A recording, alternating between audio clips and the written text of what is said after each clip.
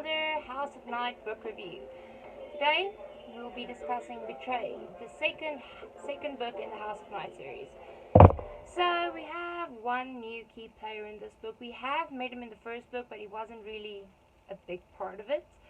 His name is Lauren Blake, Poet Laureate. I'm really hoping I'm saying that correctly. Remember, I'm actually Afrikaans. I live in South Africa. Some English words, let's not go there. So in Betrayed, sorry, coming down with something. Let's hope it's not that damn virus. In Betrayed, Zoe is finally accepting who she is. She's fitting in well with the other students, except for Aphrodite. But Aphrodite shows a softer side in this book, and at one point actually helps Z save the human Heath. So a lot of people don't like this book because there are some pretty bad things that happen, especially to Z's best friend, Stevie Ray. But I have to say, this is one of my favorite books in the series because we get to see Neferet's true colors. Remember I told you guys last week, don't trust her? You'll find out why in this book.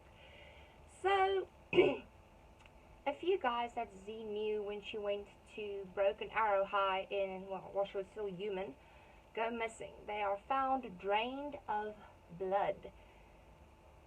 Sounds like something out of Dracula.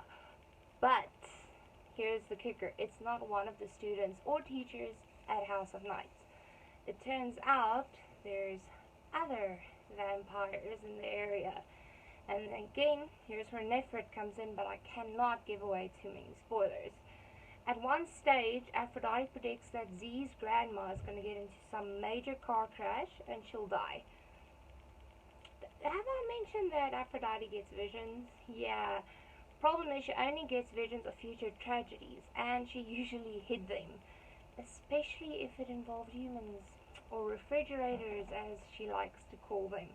Don't worry, there comes a nice little twist with her hatred for humans in later. So, Z and all her little friends, as Aphrodite calls them, the nerd herd, come up with this plan to phone in and say, look, we planted a bomb.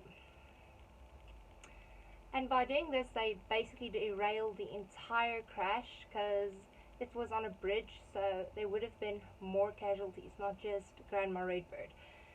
So they did that. At one point, Heath goes missing, as I said. Again, Aphrodite helps there.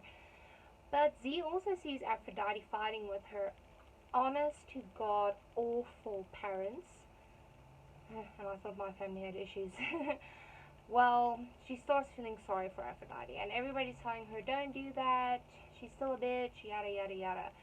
But Z has very good instincts, and I think that she should just always trust him. Later in the series, some shit does happen because she didn't listen to that nice little voice in here called the conscience that helps you do right and wrong and decide which is the better course of action.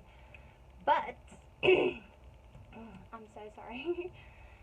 It all ends up pretty good at the end of this book. She does save Heath, and we discover that every one of the nerd herd also has an affinity for one of the elements.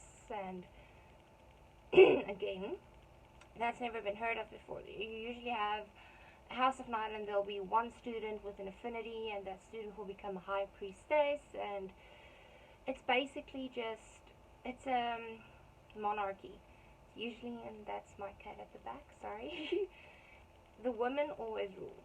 I told you about the Dark Daughters, but there's also the Sons of Erebus, and Erebus is Nyx's consort. Remember, Nyx is the goddess of night, the goddess that they pray to, worship, whatever you want to call it. So can't help it, I really do enjoy this book. A lot of people disagree with me, but it's actually the book I'll be discussing next week, which I don't really like. It's actually both covers that has orange. I'm not a big fan of. I think it's Chosen and Tempted. Speaking of next week, if you do see me wearing this and looking exactly the same, I'm filming a few videos in advance because it's just easier to have them and upload them, and it takes less time.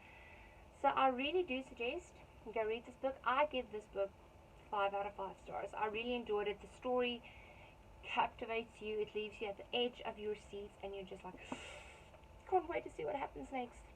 And remember, when I started reading this, it was like, okay, now I have to wait for the next one.